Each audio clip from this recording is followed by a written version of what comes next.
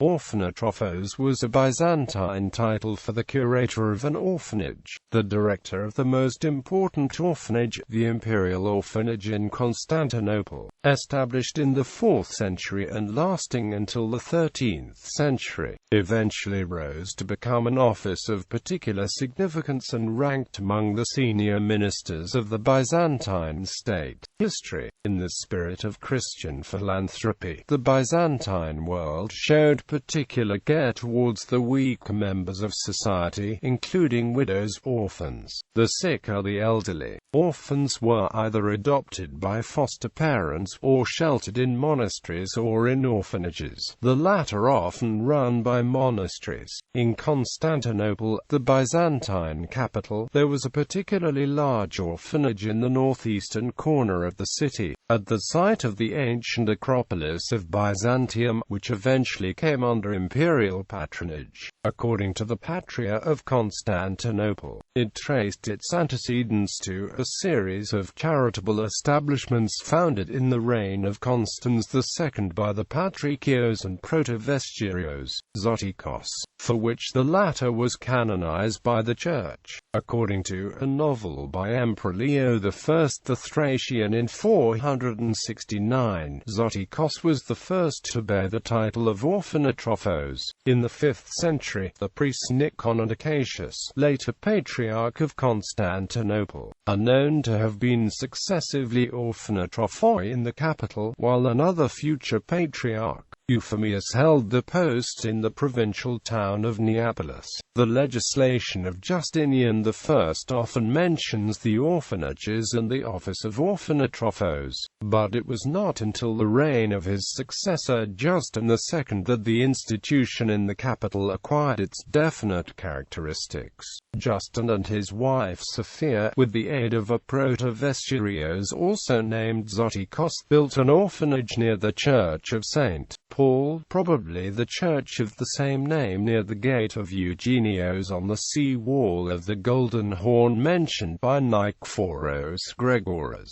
and restored the foundation of the first Zotikos, which was possibly converted into a leprosarium. Justin bequeathed an annual stipend of 443 nomismata to the orphanage and made its possessions inalienable. It was probably then that the capital's orphanotrophos began to be appointed by the emperors. As a result, while in the provinces, the post of orphanotrophos continued to be occupied by clergymen. In the capital, it soon became a formal office and was held by members of the secular administrative hierarchy. In the 9th–11th centuries, the orphanotrophos role seems to have been limited to the imperial orphanage in the capital, while the provincial charitable foundations were under the supervision of two other officials, the Chartularios II Saclio and the Megascurator. The orphanotrophos was responsible for his wards and steward of their fortune until the age of 20. Unless they married earlier, he was forbidden from selling his ward's possessions unless by special authorization, and in case of maladministration, was answerable to the eparch of the city.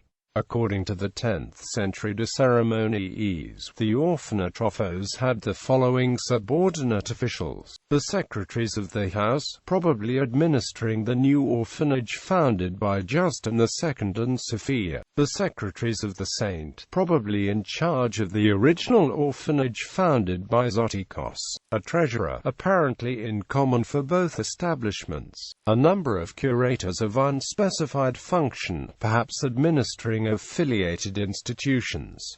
In the Tacticon Uspensky of California, 843, the orphanotrophos holds the exalted rank of Patriarchos and comes 37th in precedence, immediately after the Chartularios II Vestiario, while in the Kleterologion of 899 he comes in 56th place among the dignities conferred by decree, after the Epiitundison. The De Ceremoniis describes the the Orphanotrophos' role in certain imperial ceremonies, often along with his wards, who were led to the emperor's presence, sung chants and received gifts from him. The court ranks conferred to the Orphanotrophoi in the 9th–11th centuries were those of Anthropatos, Patrikios and Protospatharios. This was restricted to the secular holders of the office, however, since as a rule, ecclesiastics did not hold a court rank.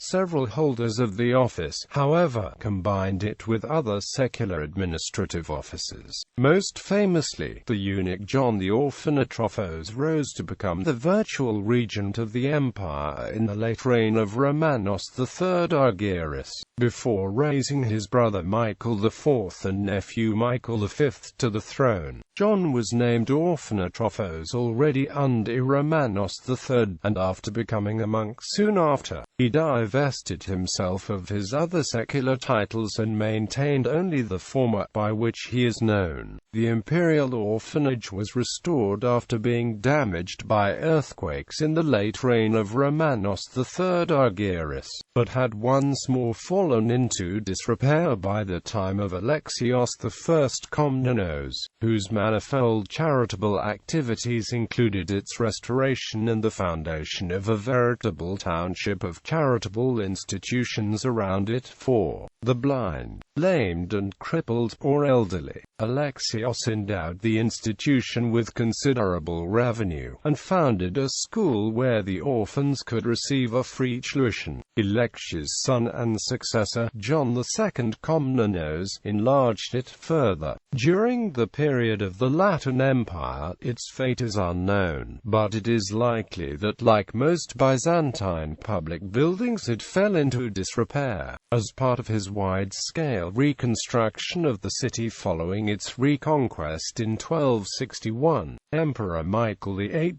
Palaeologos erected a school on the grounds of the old Orphanotrophos, likely indicating that it had ceased to function for some time by then. Despite the dissolution of the imperial orphanage, the office of the Orphanotrophos survived into the Palaeologan period in its fiscal capacity. As early as the Kletarologion, the Orphanotrophos was classed among the fiscal secretaries, the Secretikoi, and he apparently succeeded an earlier fiscal official, the curator of the Mangana, in his functions. In the early 14th century, Manuel Files still calls him the treasurer of imperial means, but the mid-14th century Book of Offices of Pseudo-Codonos records that the office, although still occupying the 56th place in the palace hierarchy, no longer had a particular function. According to Codonos, his court dress consisted of a long silk gabardine, and a domed Skaronikan hat covered in velvet and topped by a small red tassel.